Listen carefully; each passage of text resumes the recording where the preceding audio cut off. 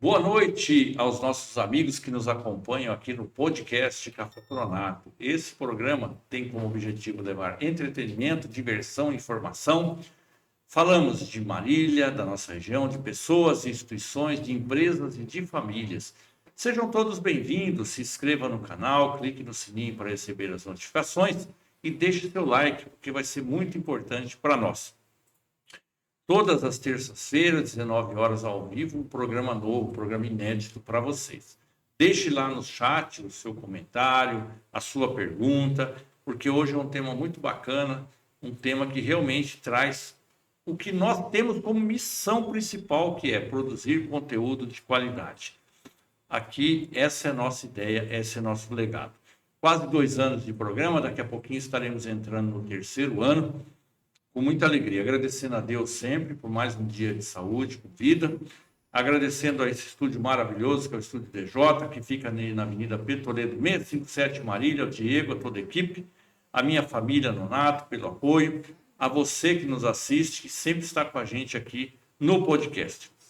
Ao meu lado, o grande amigo Marcelo Alves Santos, psicólogo, que nos acompanha já há muito tempo, desde a carreira profissional na Polícia Militar e também aqui na entrevista como Saúde Mental, que teve um sucesso de audiência, mais de 1.100 visualizações, e as muitas lives, mais de 10 lives que foram feitas sobre assuntos específicos, né?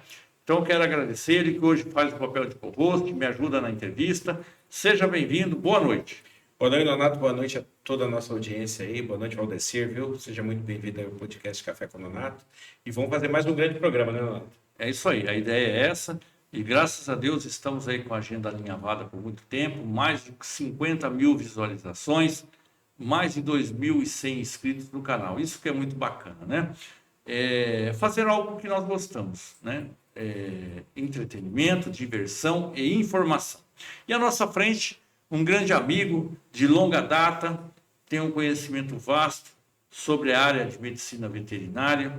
E eu falo, meus amigos, que Marília já tem 95 anos, ela é de 1929, e ela foi fundada por muitos brasileiros que vieram aqui e muitos migrantes, tanto italianos, japoneses quanto libaneses. Eu sou um deles, porque meus pais, meu avô veio da Itália. Mas o Valdecir Vargas Castilho, que é o nosso amigo que está aqui, ele veio do Rio Grande do Sul para construir nossa cidade e ele tem realmente um grau de conhecimento vasto sobre várias áreas relacionadas ao conhecimento sobre a cultura gaúcha e também sobre a área de medicina veterinária. Doutor Valdecir Vargas Castilho, seja bem-vindo, boa noite. Boa noite, Nonato, boa noite, Marcelo, boa noite à equipe de apoio que está atrás das câmeras. Muito obrigado por nos convidar a participar desse seu trabalho, né, já de 2 anos de pleno sucesso, e nos permitir que Marília nos conheça um pouquinho mais, a despeito de estarmos aqui há 48 anos, crescemos junto com Marília e temos um grande círculo de amizade aqui nesta cidade, mas nem todos nos conhecem. A partir do momento que você, né, com esse seu trabalho de pós-reserva da Polícia Militar, vem trazer, né, oportunidade aos marilhenses de conhecer os seus filhos nativos e os seus filhos adotivos, porque eu me considero um marilhense de coração e fui recebido de braços abertos nessa cidade e quero contribuir com a cidade naquilo que me esteja ao alcance para o desenvolvimento do progresso de uma cidade que não é em vão, que tem como lema, símbolo de amor e liberdade. Porque Marília recebe todos que aqui aportam de braços abertos e dá oportunidade de crescer junto com ela. E eu estou entre esses que têm muita gratidão por Marília e de ter a oportunidade de ter tido amizades do porte de você, Nonato, que conheci e foi uma grande honra e que você me deu muitas oportunidades quando estava ainda na ativa lá no comando da Polícia Militar. Muito obrigado pelo relato. e realmente é muito sensível, né? Porque o Valdecir ele tem toda uma forma, né, de transmitir as informações. A gente é um aprendizado sempre, né? Uma pessoa muito humilde, né? Uma pessoa que tem o dom, né, da fala, e por isso foi uma satisfação trazer você aqui, né? Já agradeço imensamente por ter essa oportunidade e saiba que nós estamos colaborando com esse book digital que é o podcast, que é o canal do YouTube, que as pessoas lá nas suas cidades, né, estão assistindo, com certeza, né, as pessoas, seus amigos em vários lugares do Brasil, né, porque você é um brasileiro muito conhecido, né? Agora conta para nós um pouquinho, Valdecir, aproveitando, né, que todo mundo está curioso para saber quem é o Valdecir, né? Se você já está há mais de 40 anos em Marília, como foi sua trajetória onde você nasceu? Se você tinha já a percepção que poderia atuar nessa área da medicina veterinária, ou se você teve outros caminhos, e como foi Marília para você, né? Já que você fala que foi muito bem acolhido, realmente Marília é uma cidade em pleno desenvolvimento, uma cidade segura, uma cidade maravilhosa, né? Conta para nós aí, por favor, o programa é seu. Tá ok, muito obrigado. Bom, primeiro eu sou médico veterinário por um acidente de percurso. Não sou veterinário por vocação, mas eu soube, bem depois que eu havia me formado, que vocação não é dom inato, que se adquire. E eu acho que adquiri essa vocação para ser veterinário, mesmo não tendo intenção de ser médico veterinário. Eu nasci em Santana do Livramento, a cidade fronteira da Paz com o Uruguai, e o meu pai era militar. Ele era sargento do Exército e foi transferido para Santa Maria, uma cidade universitária. E lá, desde 7, 8 anos de idade, nós tínhamos o hábito de ir ao quartel. Nós nos criamos dentro de uma unidade militar. E Santa Maria, hoje, é provavelmente a cidade mais guarnecida do Brasil, tendo mais de 20 unidades militares numa cidade de 280 mil habitantes. E nós pretendíamos seguir a carreira militar, mas eu não tinha intenção de ser sargento. Eu queria ser oficial do Exército e eu tinha uma natural inimizade com a matemática desde que entrei no primário.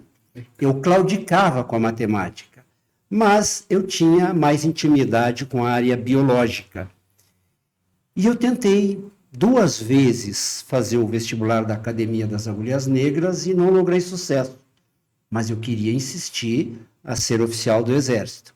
Então eu tinha a opção de seguir a carreira de oficiais da saúde, que à época, né, quando eu estava em idade de vestibular, tinha a medicina humana, a odontologia, farmácia e bioquímica e a medicina veterinária. E dos 4 cursos, o que mais eu me sintonizava, por assim dizer, era a medicina veterinária pelo gosto que eu tinha dos animais. E talvez até a influência do gene do meu pai, que era enfermeiro veterinário do Exército. Que à época tinha, né, veterinário não era curso superior, e médico veterinário era no Exército. Hoje não, hoje veterinário ou médico veterinário é a mesma terminologia, né? Então, eu optei por fazer o curso de medicina veterinária para voltar oficial do Exército, que à época voltava primeiro-tenente. Só que quando eu estava no 2º ano de faculdade, encerrou a Escola de Medicina Veterinária do Exército. A cavalaria, que era quem albergava a maioria dos veterinários, foi modificada por cavalaria motorizada, usando-se tanques em vez do cavalo. Então, essa escola de veterinária, de formação de oficial do quadro de saúde, né, do Exército, encerrou. E só voltou em 1992, 19 anos depois. E eu sempre com a oportunidade de, a hora que voltasse, entrar. Só que a idade limite passou. Então, logo que eu me formei, não tinha opção. Eu fui para a vida civil e tão logo me formei, no dia 8 de dezembro de 1975, abri o concurso público para a Secretaria da Agricultura aqui no estado de São Paulo. De modo que depois do Exército, o meu primeiro serviço e único foi aqui no estado de São Paulo. Então, eu fui fiscal agropecuário até me aposentar em 2013, né? E depois, né, já estava dando aula na Unimar, eu continuei dando aula e hoje eu dou aulas de medicina veterinária na área de saúde pública, porque poucos sabem que a medicina veterinária não é simplesmente aquela área médica em que o estudante entra para trabalhar com cirurgia, com clínica, abrindo clínicas de animais PET. A medicina veterinária, ela tem, na minha visão, o maior leque de atividades reservadas por lei depois do curso de Direito. Porque Pasteur já dizia que a medicina humana cuida do homem e a medicina veterinária cuida da humanidade. Então, o trabalho que eu desenvolvia na Secretaria da Agricultura como agente fiscal era o primeiro elo da corrente da saúde pública, porque nós mexíamos com a saúde animal preventiva, né? E que vem no último elo a saúde humana. Então, nós viemos para cá por concurso público. Inicialmente, nós fomos para Ixaporã, que Marília era uma sede regional, e as vagas que se ofereciam na minha classificação era Ixaporã. Ali trabalhei 3 anos, também uma cidade maravilhosa, que rende homenagens, uma cidade receptiva, de pessoas maravilhosas, que eu me senti muito bem. E depois, como tínhamos, né, vontade de crescer, e era natural a vinda para Marília. Aí nós viemos para cá 3 anos depois, aí em 1979, 80, nós viemos para Marília.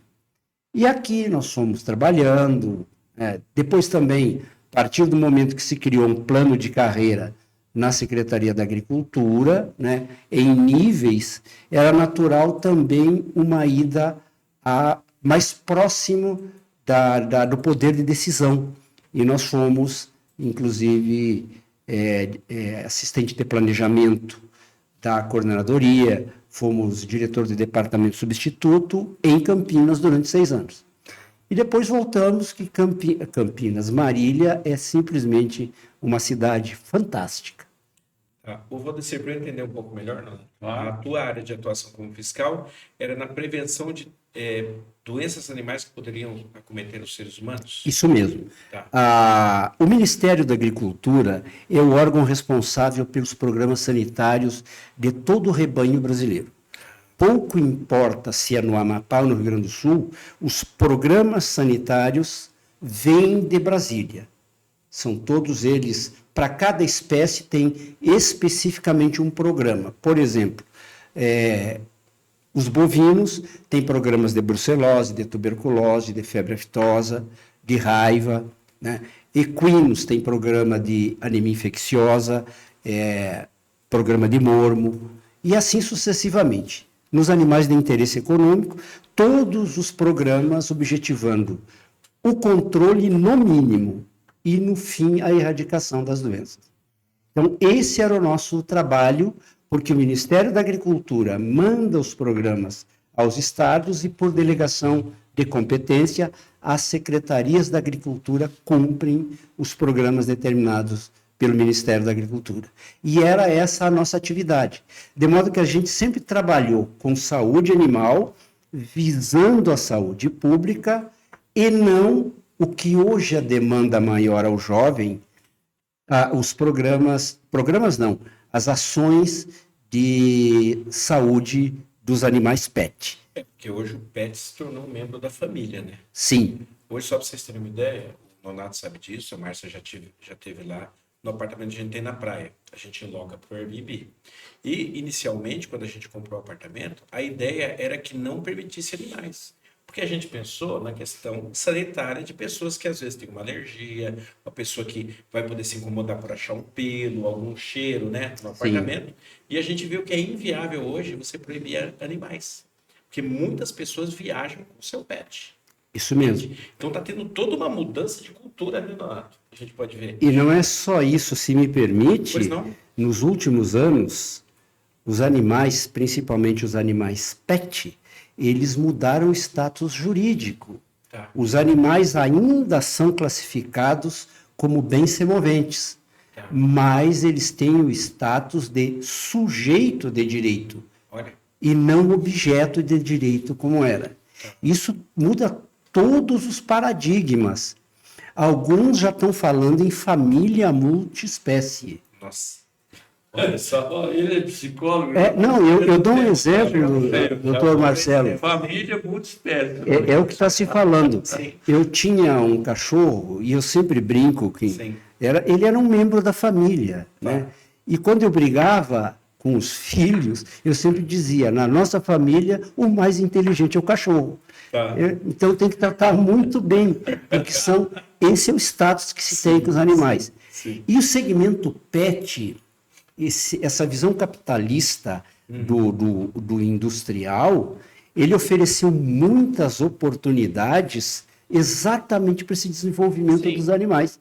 Então, hoje o médico veterinário ele corre para as universidades para ser médico veterinário. E eu até aproveito, Renato, se me permitir, eu queria chamar a atenção para esse outro lado da saúde pública e do agronegócio. Veja bem, nós temos várias áreas de especialização e uma delas, bem recente, é a medicina veterinária legal. Nós estamos começando agora a caminhar para criar o médico veterinário legista. Mas, diferentemente do médico humano, o médico veterinário tem uma área econômica bem diferente do médico legista, que trata com a morte, com o trauma, com o bem-estar, com as lesões, né? Ele é um médico que leva o conhecimento da medicina, a saúde, ao interesse jurídico. Mas a medicina veterinária tem esse outro leque do agronegócio, que envolve muito, né, a área da saúde pública e a área econômica. O Brasil hoje alimenta 20% da população mundial. E aí estão as proteínas de origem animal que passam pelo médico veterinário. Poucos sabem que, por exemplo, vamos pegar um frigorífico bem conhecido, o JBS. Ele abate 4, 5 mil cabeças por dia nas suas unidades e cada animal, um a um, é inspecionado antes dele ser liberado para consumo. O animal sofre uma inspeção ante-mortem e uma inspeção post-mortem em 9 linhas de inspeção, onde se inspeciona todas as glândulas, a cadeia ganglionar, as vísceras, a carcaça, a cabeça, os mocotós, né, em 9 linhas. De modo que aquele animal tem um carimbo, uma chancela da União, porque passou por uma inspeção meticulosa. Cada animal. Cerca de 5 mil abatidos por dia. Isso. E eu dou o exemplo das aves. 10 mil aves por hora. Uma a uma é inspecionada. Por uma técnica que permite fazer uma avaliação em 3 linhas. Primeiro se faz uma avaliação na parte interna da carcaça, depois as vísceras e depois a parte externa da carcaça. Tudo isso passa. Qualquer suspeita, o animal é desviado da linha, vai para um departamento de inspeção final e lá ele só é liberado com a certeza de que não causará dano à saúde pública. Perfeito. E nesse ponto, qual o dano que pode causar um animal que foi abatido sem essa inspeção? em linhas gerais, assim. Esse é um assunto delicado, mas interessante e necessário falar. É que eu acho que as pessoas ficam curiosas, né? Ficam. Os números são alarmantes. Não se tem uma estatística correta dos animais abatidos clandestinamente, mas se tem uma estimativa do abate clandestino pela venda dos couros. Então, pela venda dos couros se estima, e pelo consumo per capita, quanto se abate. E essa conta não fecha, o que mostra que tem muito abate clandestino. Um número, eu diria, bastante razoável. Certo. O risco é muito grande, primeiro, das toxinfecções alimentares por falta de higiene. Tá. Ali a carcaça não é bem lavada, pode ter uma sujidade qualquer, a água não é tratada, a própria água pode veicular algumas doenças, né? Mas tem algumas que são as que mais preocupam, aquelas cujo resultado leva tempo para aparecer. E eu daria o exemplo da neurocisticercose. O sujeito que comeu uma carne que tenha um cisto, ele pode desenvolver no seu organismo um ciclo errático e criar uma neurocisticercose. E isso não vai aparecer de imediato, vai demorar e depois não vai se saber qual foi, né, o nexo de causa daquela doença, porque já passaram-se alguns anos.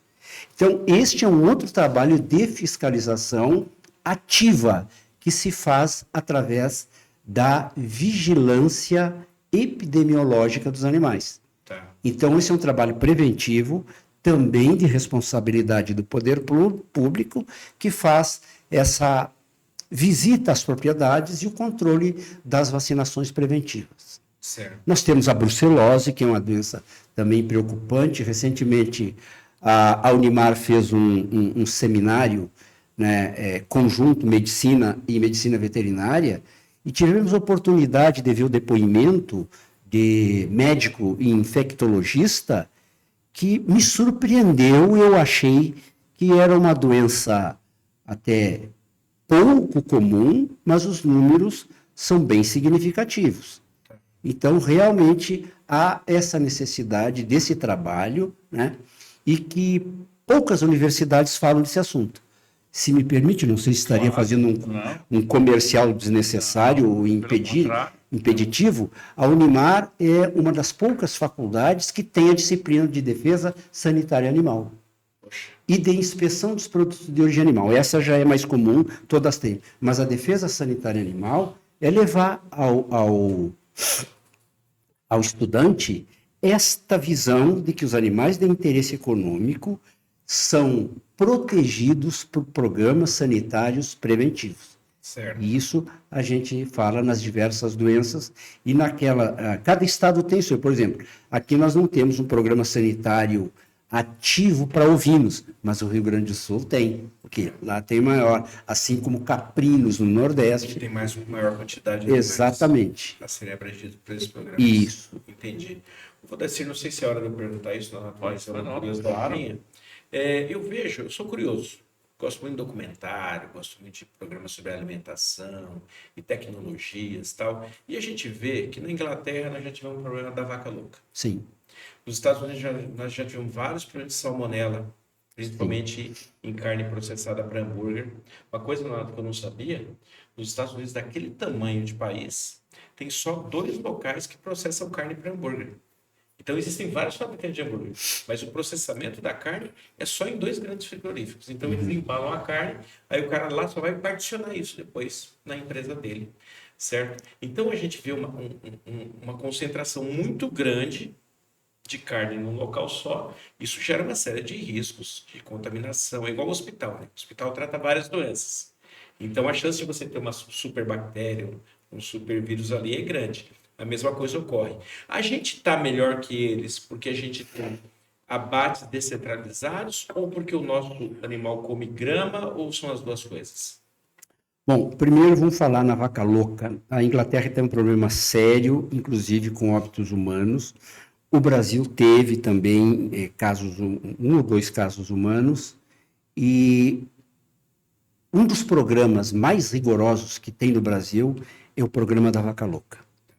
todo o animal que veio de fora, que morreu em território brasileiro, ele tem que ser necropsiado.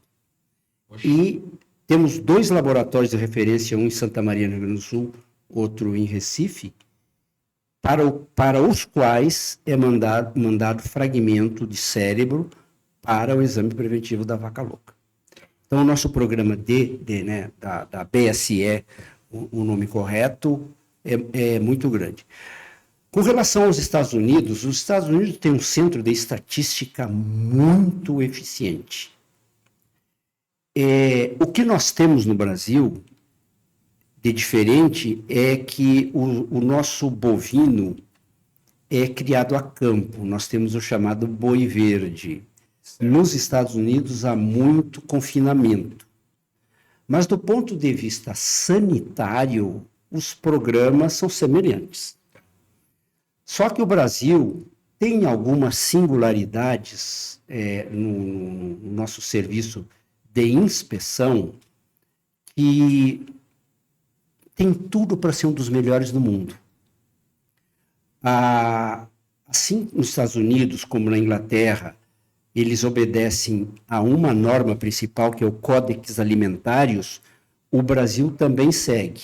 E os parâmetros que o Brasil segue em termos de sanidade são mais rigorosos que o próprio Códex Alimentários. Poxa.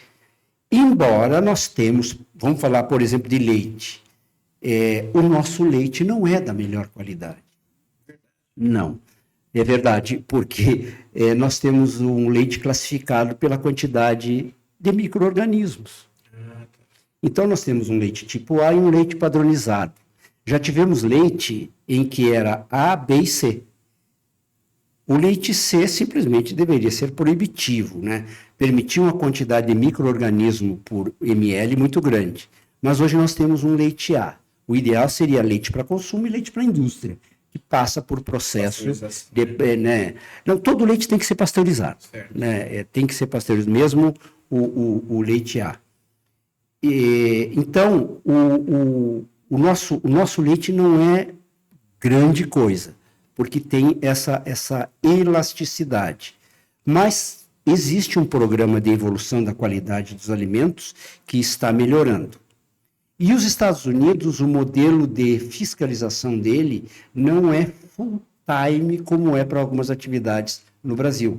Exemplo, a inspeção de carnes no Brasil segue um modelo intervencionista, que nos últimos 2 anos está mudando, está permitindo que a empresa responda por aquilo que ela coloca no mercado. Mas ainda assim nós temos, em cada estabelecimento de abate particular, tem um agente do governo fazendo a inspeção.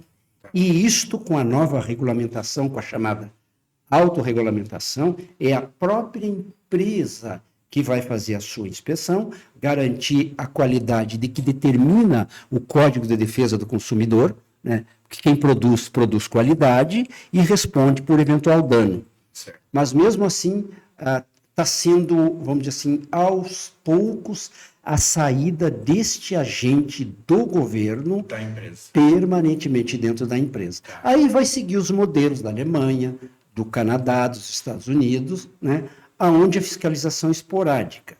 O que existe lá é uma cultura diferente. Quer dizer, se o fiscal, lá na Alemanha principalmente, que é um modelo bastante rigoroso, o checklist não foi cumprido, punição é muito severa. É muito severa. Aqui há muita leniência, né? Então, muita cautela, mas em termos de normas, o nosso modelo de inspeção adotado no Brasil, eu asseguro, é o melhor do mundo. Certo. É o melhor do mundo. Que bom. Ô, Valdeci, quando você fala da questão dos problemas, né, relacionados aos animais, né? Eu não sei exatamente a idade que eu tinha, né? Mas provavelmente você já estava trabalhando na área. Como que foi a questão da peste suína, né? Foi um evento Foi. Profissional alarmante o negócio. Foi. Né? Eu tive a oportunidade de trabalhar no controle de trânsito na cidade de Veracruz, quando da peste suína africana. E a peste suína africana, no Brasil, se decidiu, quando das primeiras reuniões, erradicá-la de imediato. Vamos explicar um pouquinho a diferença de controle e de erradicação. Nós, recentemente, o ano passado, cancelamos no Brasil inteiro a vacinação contra a febre aftosa. Uma campanha de controle iniciada na década de 60. Então, por 60 anos, a gente vem convivendo com um programa de vacinação que inicialmente era a cada 4 meses, depois passou para 6 meses e depois, paulatinamente, foram tirados alguns estados dessa campanha de vacinação. Passou a ter um controle sem vacinação. E agora, em novembro do ano passado, se fez a retirada no resto do país. A peste suína se decidiu não conviver com ela. Então se fez uma campanha radical do chamado rifle sanitário e a erradicação imediata. Nós, para fazermos uma erradicação em epidemiologia, você tem 5 elementos que precisam ser combatidos. A porta de entrada, né, o contaminante, a via de transmissão. São 5 elementos, e entre eles o suscetível. O suscetível é o animal capaz de adquirir a doença. Em veterinária, diferente do homem, pode-se eliminar o suscetível. Como a peste suína africana era uma doença própria dos suídeos, resolveu-se acabar com o rebanho. Então, aonde teve foco, e eu vou dar um exemplo, no foco que nós trabalhamos em Veracruz, era uma cidade que tinha suínos de raça, de alto padrão genético, que foram todos eles abatidos e sacrificados. Tá. Todos eles. Porque teve elementos contaminados ali. Não. Não? Teve elementos de risco, porque é o seguinte, no controle sanitário, você tem atividades primárias, secundárias e terciárias. Você procura, primeiro, deixar o ambiente não vulnerável. Depois a gente vai acabando até chegar à eliminação. Então, optou-se, o Ministério da Agricultura decidiu acabar com o suscetível. Como no último foco de febre aftosa que tivemos em 2005 no Mato Grosso, aonde se fez um raio, né, de ação e todos os animais expostos ao risco da doença foram eliminados. Tá. E esse animal você perde ele? O proprietário perde. Existe uma tabela e uma comissão que estuda a indenização desses animais. Mas não vamos tapar. Não paga o que vale o animal. Não paga. Nós, por exemplo, eu faço perícia para a justiça, tivemos uma situação em que foi abatida uma vaca que supostamente estava com brucelose, ou brucelose ou tuberculose, não me lembro. No entanto, ao exame de laboratório, ela deu negativo. No exame de triagem de soroaglutinação, foi brucelose, deu reagente. Mas não é necessariamente, ao exame de laboratório deu negativo. Então, esse animal foi indenizado pelo valor de mercado dele, porque tem uma tabela, paga 50%, mas deu negativo, então ele é obrigado a ser indenizado pelo valor de mercado. E era uma vaca que produzia 40 quilos de leite por dia, e o processo andou 7 ou 8 anos. Então, o Estado precisou indenizar o cidadão toda a produção que daria a vaca naquela vida útil, das filhas, das netas, e todas quantas nesse período do processo. Exatamente. Então, no caso da peste suína, se optou por fazer a erradicação. E agora acho que faz...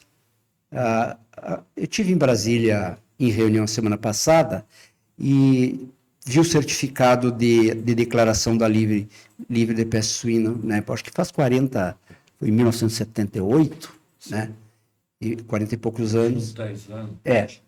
E, então estamos livres da peste suína, mas foi um programa bem radical. Isso é mais ou menos o que foi feito com relação àquele limão que foi banido, porque ele era suscetível ao cancro cítrico.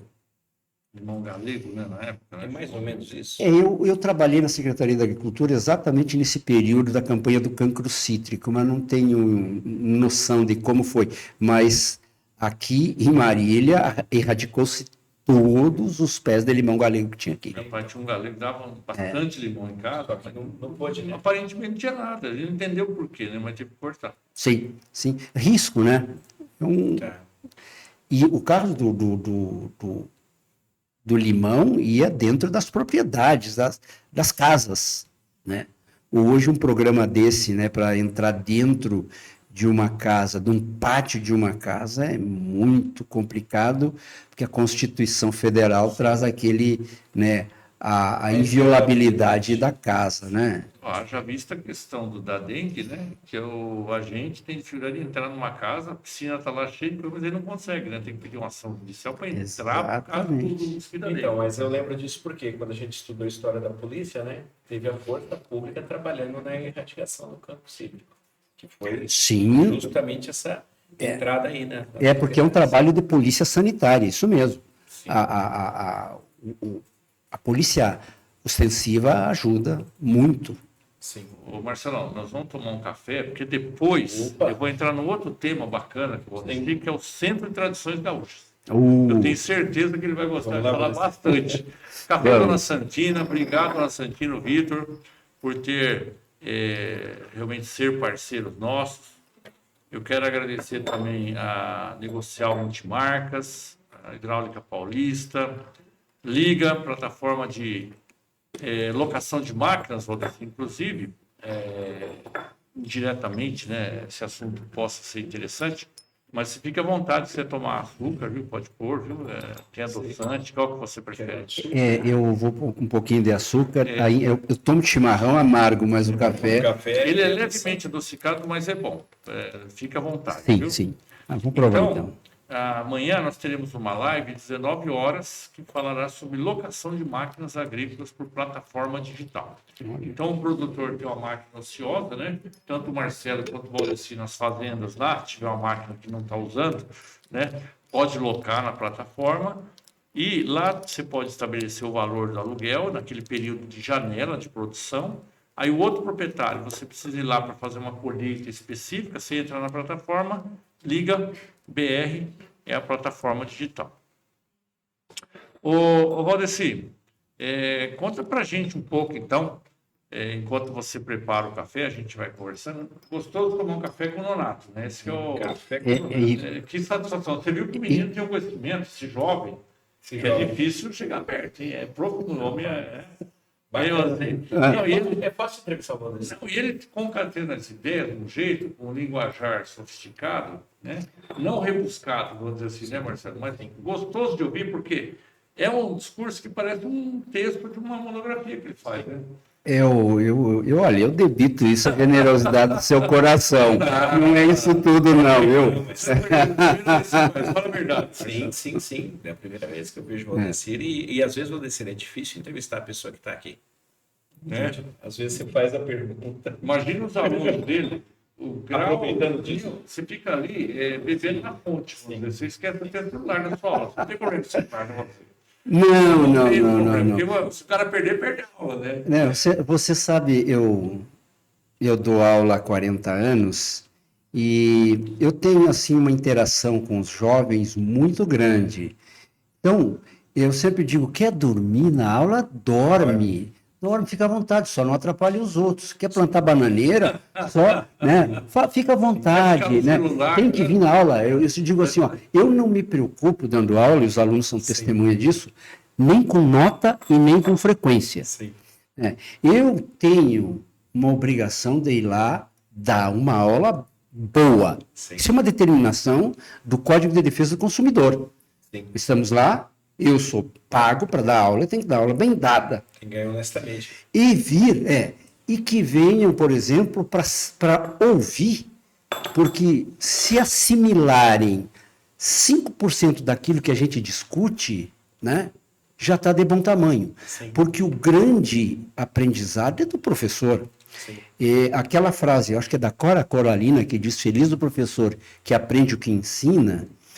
Eu não tenho a pretensão de dizer que ensinam alguma coisa, não. A gente debate e como a gente aprende com o aluno, né? Então não tem problema, não. Se o senhor quer tocar o celular, toca. Quer dormir, dorme. Você permite um testemunho meu? Eu sou daquela geração de professor que começou a ver o notebook entrar dentro da sala de aula, no computador.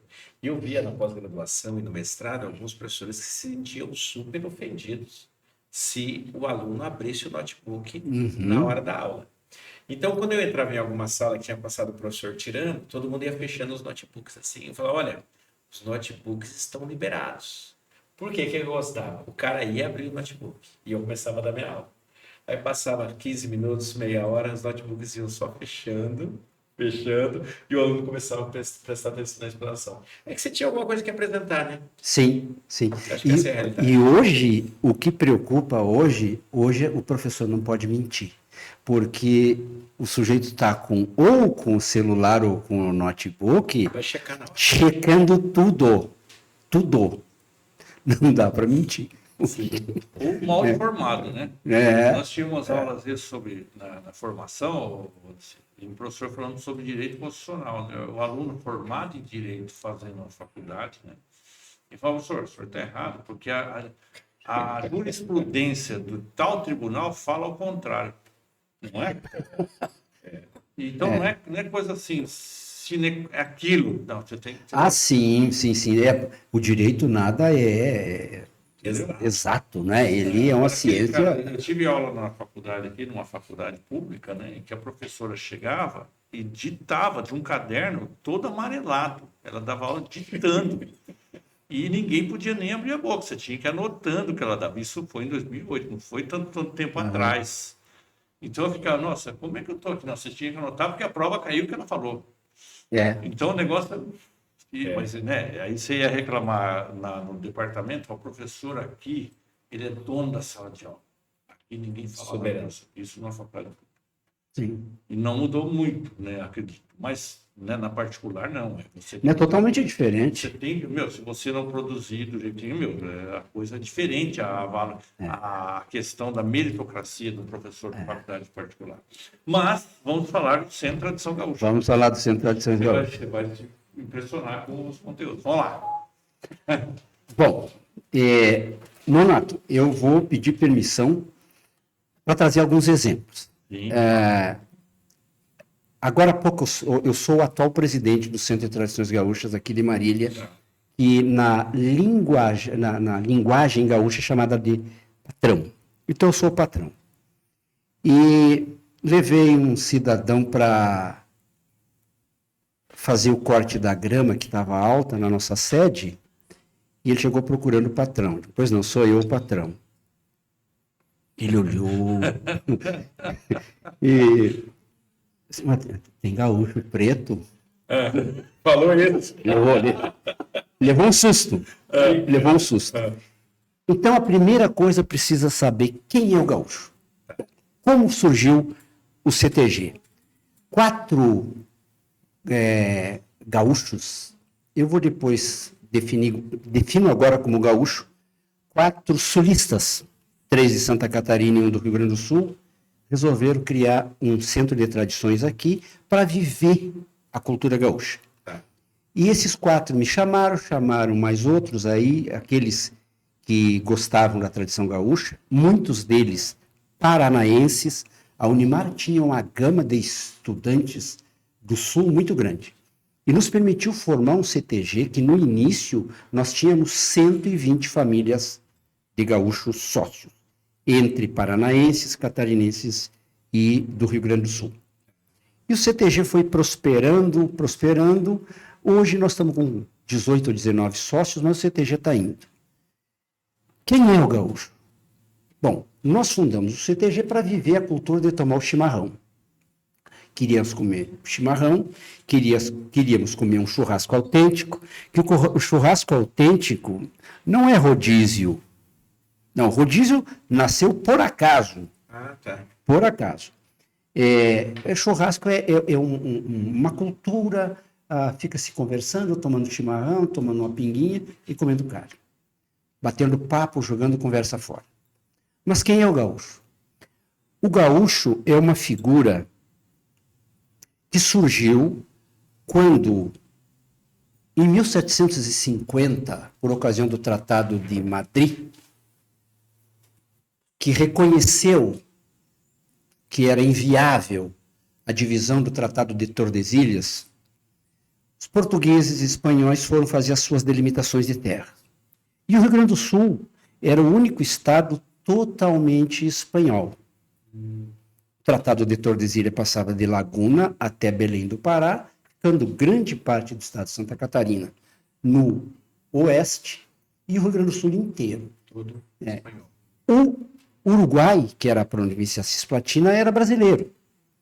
Bom, então a vinda de portugueses para o Brasil, eu vou usar uma expressão pesada, mas é o termo, eles emprenharam as Índias nativas. E nasceu do branco com índio, nasceu o caboclo, não é isso? É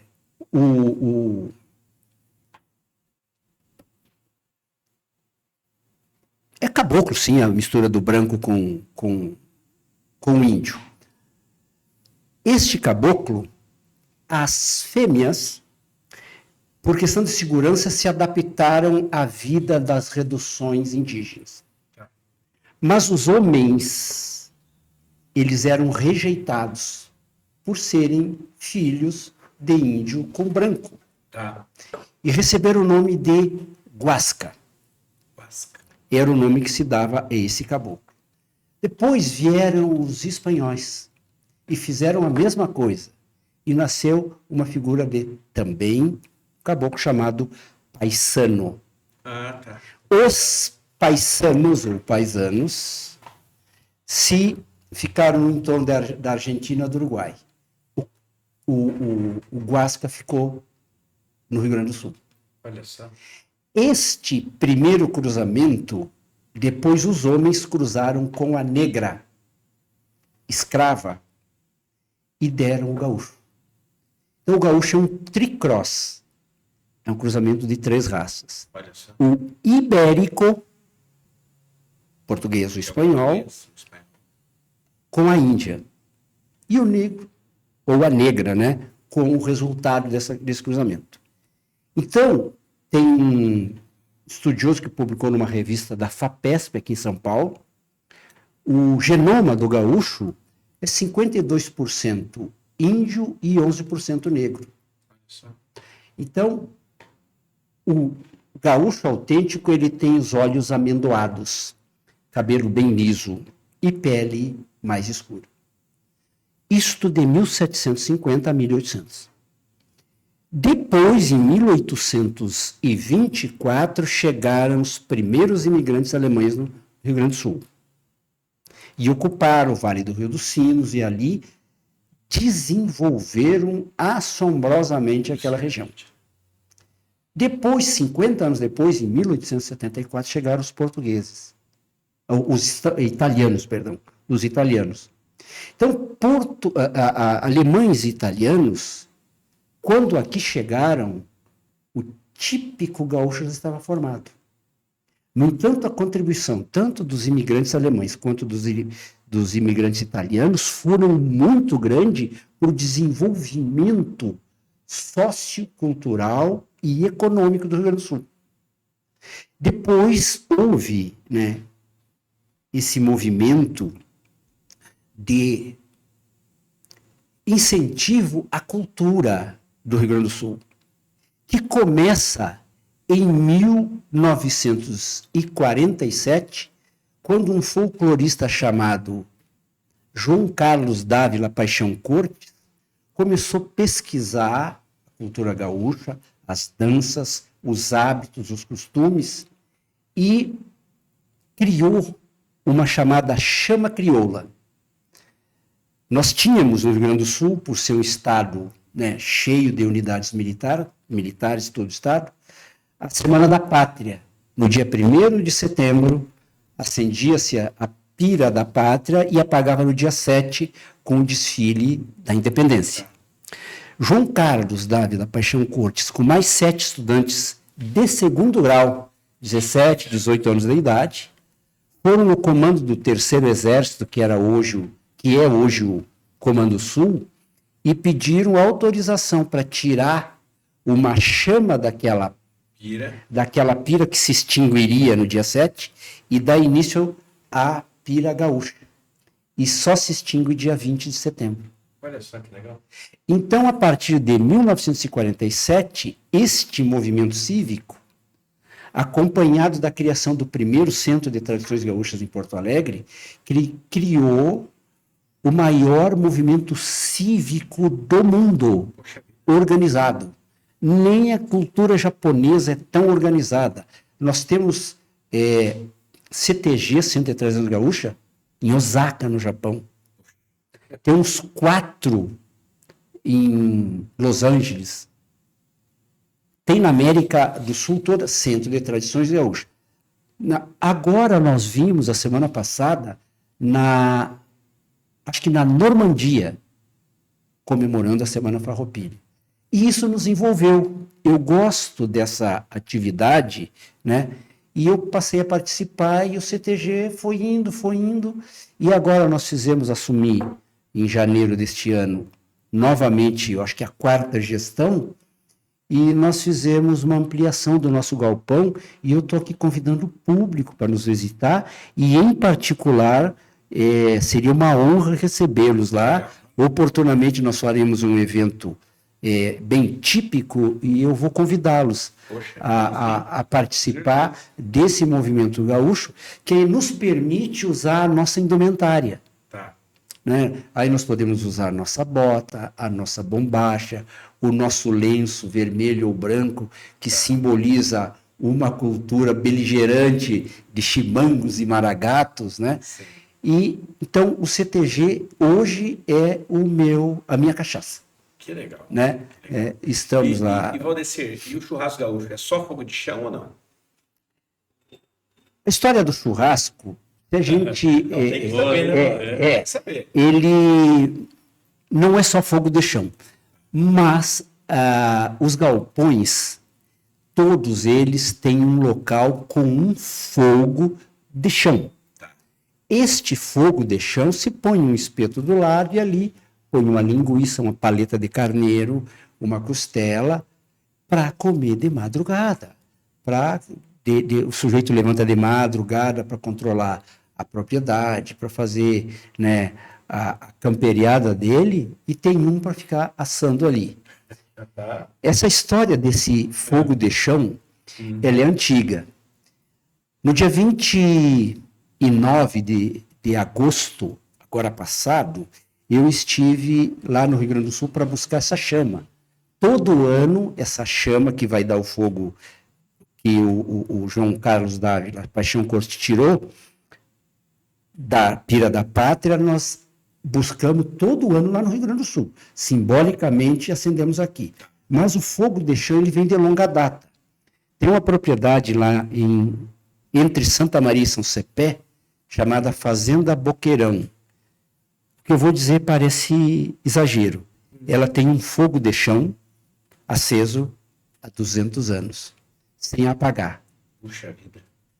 Eu filmei, falei com a dona da propriedade, tá lá, era um hábito, né, deixar aceso por causa do rigor do inverno. Certo. Né?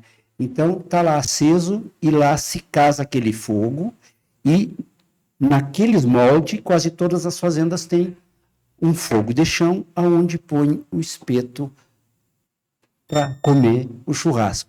Ao lado, e não como se faz hoje em cima, ao lado, porque a gordura pinga ao lado para não fazer lavaria. E aí é todo um hábito, né? Que a gente fica 4, 5 horas reverenciando aquele fogo ali. Marcelo, estou rindo aqui. Sim. Você percebeu que 5 horas passam 5 horas de É muito. programa. Não, e o detalhe que chama atenção, desde que eu conheci o Valdeci, é assim, ele está com seus 45 anos, né, Sim. de idade, e a gente vê o grau de detalhe que ele tem nas coisas. A memória é boa. Impressionante. Ele, se falar uma coisa que não é verdade, a gente acredita. Quantos animais tem? 1.300. A gente acredita. Pela forma, então, né, ele não vai fazer isso. Mas você viu que estatística é a arte de mentir com os números. Mas, É verdade, isso mesmo. Mas o se fala com tanta confirmação, que a gente não duvida. Datas, tal dia, tal coisa. Não, quem somos nós para duvidar? Mas que bom essa sua... Eu falo que você vai passar os 100 anos com saúde e com essa capacidade fantástica, porque é uma aula. Que gostoso, né? Você viu que nós estamos aqui, que passou quase 1 hora, já faltam 4 minutos, e a gente não viu passar. Mesmo. E eu só consegui. Você viu que para esgotar o Centro de Tradições Gaúchas, vão umas 3 lives. Umas 3 umas partes. E a hora que nós fizemos, meus amigos, aqui é uma entrevista gravada, porque o estúdio entra em recesso, né? E a gente vai acertar o dia que vai passar. Mas você vai estar vendo ao vivo na época, é inédito. Mas, assim, certamente nós vamos voltar no programa, fazer ao vivo, porque tem muita história, tanto os dois campos, né? Medicina veterinária, que você, de certa forma, vem trazer a desmistificação de que as pessoas olham pensando em trabalhar com pet, medicina, isso é um pingo de água no deserto, no oceano. A medicina veterinária para o pet, ser veterinário, não. Mas é um negócio imenso, né? Você falou da questão do cuidado com os animais. Você imagina, a gente já viu reportagens de locais no Brasil, sem citar o estado, em que as pessoas vendem carne abatidas e vendem em feira aquelas carnes expostas e sem nada. Quer dizer, são coisas para a gente explorar. Por que no estado há um rigor? Lá é tão tradicional que as pessoas gostam daquilo, não conseguem evoluir para uma coisa formal. Aqui em Marília, você vai nas feiras, você não vê isso, porque todo mundo trabalha. Por que em alguns lugares tem, né? Imagine a qualidade do abate disso. Sim. Então, aliás, se me permite, é um trabalho terrível da vigilância sanitária. Mas Marília é uma cidade muito responsável. Muito responsável. Hoje, a vigilância sanitária está na mão de um colega médico veterinário extremamente responsável e habilidoso, porque é fácil punir, interditar, basta cumprir a lei. Mas tem coisas que são culturais. Tem que educar. O consumo da carne abatida clandestinamente é cultural. Quer dizer, se tem quem abata clandestino, tem quem compra o clandestino e que sabe que está comprando. Né? Só que não tem essa visão. E aqui em Marília não tem mais a feira que tinha, né? Essa carne resultante do abate clandestino. Né? A vigilância sanitária local, né? É muito responsável e de longa data. Né? Você sabe que aqui, trabalhando nas noturnas, né, em Marília, a gente sabia, conversava com o dono de propriedade, que ele sabia que o gado seria roubado, né, furtado em noite de lua cheia. Porque as pessoas, com aquela facilidade, pegava aquela vaca que estava com bezerro, que tem dificuldade de locomoção, abatia, deixava a perna, a cabeça e levava numa caçamba de uma picape e vendia na periferia, em locais que as pessoas... Porque às vezes você vai comprar 1 quilo de filé mignon, né? Sim. A preços assim muito abaixo do mercado. Mas quem consome, de certa forma, está levando uma vantagem, mas não está muito preocupado com as condições que ela foi. Foi abatido na terra, na grama, cortado, posto a picar. Então, a preocupação, até difícil de fiscalizar, uma cultura da vantagem, né? Eu paguei a R$20 um quilo de carne, que é 50 no açougue, coisa do gênero, né? Mesmo. E às vezes aqueles espetos que são feitos, às vezes em algum lugar, sem a questão, né, do cuidado, porque é o preço, né, que eu vou vender. Mas é com certeza um assunto para outro debate, viu? É um outro bate-papo e aqui tem conteúdo muito, muito, muito bacana. Marcelão, por favor, faltando 1 minuto, as suas considerações finais. Considerações finais, um prazer, viu, Valdeci? Te conhecer, ver o quanto você conhece da história, entendeu? Como você tem facilidade de contar essa experiência de vida. Eu uma vez falei para 3 capitães que trabalhavam comigo, falei, de alguma maneira, nós temos que passar o nosso conhecimento, as nossas dificuldades para quem vem adiante da gente. E isso é sempre feito através da tradição oral, né? Sim. Que é contando as Sim. histórias, né? Sim. Entende? E infelizmente não conseguimos, tá? Não conseguimos do tanto que a gente devia fazer. Exatamente. E Sócrates, né, transmitiu os seus ensinamentos pela oratória, Sim, né? sim. E eu digo que Jesus nasceu entre os judeus por isso. Porque eles eram um povo que tinha muita tradição oral. Tanto que você vê a genealogia transmitida de pai para filho e seguindo a história de um povo. É isso mesmo. Marcelão, você é igual o repórter S, testemunha ocular na história. Você está acompanhando aqui um debate em grande estilo. Sim. A gente pode dizer, mesmo que ele tenha, ele vai dizer que não tem, não é uma pessoa que tem problemas. Não. Que necessariamente, né, vai precisar de um atendimento psicológico. Por quê? Porque Sim. realmente é uma pessoa que está aí, além do tempo deles. É sempre jovem, Pra né? frente. Isso que é gostoso. Essa é a ideia do programa, meus amigos. É transmitir conhecimento, cultura e trazer conteúdo de qualidade, tá? Obrigado mais uma vez, Marcelão. Estamos à disposição, Renato. E, Valdeci, por favor, suas considerações finais para a gente fechar esse programa, até com muita dó, né, de fechar, porque a gente ficava aqui, se tivesse um churrasquinho de fogo de chão aqui, ai do Diego, né? A gente Passamos a semana. Passar a noite aqui, né? Bom, eu agora vou me dirigir ao público. Até então, eu fico entusiasmado com o que foi colocado aqui, mas eu quero agradecer à Sociedade de Marília por ter me recebido aqui, por ter me dado os meios de sobrevivência, de ter me permitido plantar as minhas raízes, porque agora eu sou marilhense, e aqui poder criar meus filhos, conviver com os meus netos e com essa sociedade maravilhosa que nos recebeu de braços abertos. A você, Nonato, Deus te pague, muito obrigado. Você sempre tem uma palavra de estímulo para as pessoas que deixa a gente à vontade. Eu fico muito agradecido e engrandecido. Muito obrigado. Obrigado. E o Marcelo também, né? Nós tivemos o plano, tanto você também, nós estudamos em escolas públicas, trabalhamos um tempo a serviço. Você é militar também? Da reserva. Foi coronel também da polícia, coronel da polícia. Comandou o bombeiro aqui, o 10º, e eu comandei o 9º batalhão. Na mesma época. Mesma época que a gente formou na academia próxima, ele é uma turma depois da minha, então somos contemporâneos ali. Perfeito. Estudamos juntos muitos anos e tal. Fizemos o mestrado profissional e assim por diante. Mas eu quero dizer que nós trabalhamos para o Estado, então agora é uma forma, minimamente, vou dizer, de retribuir para a sociedade alguma coisa. O que nós estamos com a ideia aqui? É levar esse conhecimento, mostrar que a nossa sociedade é fantástica. Que bom que você prestou um concurso e passou e veio trabalhar em Marília, porque a sua ajuda aqui foi muito grande, a sua cultura, das suas famílias que vieram para cá. Marília é uma cidade maravilhosa, aqui acolhe todo o migrante, continua acolhendo, né? Tanto é que o desenvolvimento imobiliário, o desenvolvimento hoteleiro, industrial, é um negócio impressionante. Obrigado, meus amigos, obrigado a vocês, a todos que nos assessoram, ao Diego aqui no estúdio, a minha família querida Nonato. Grande abraço a todos e até um programa, se Deus quiser.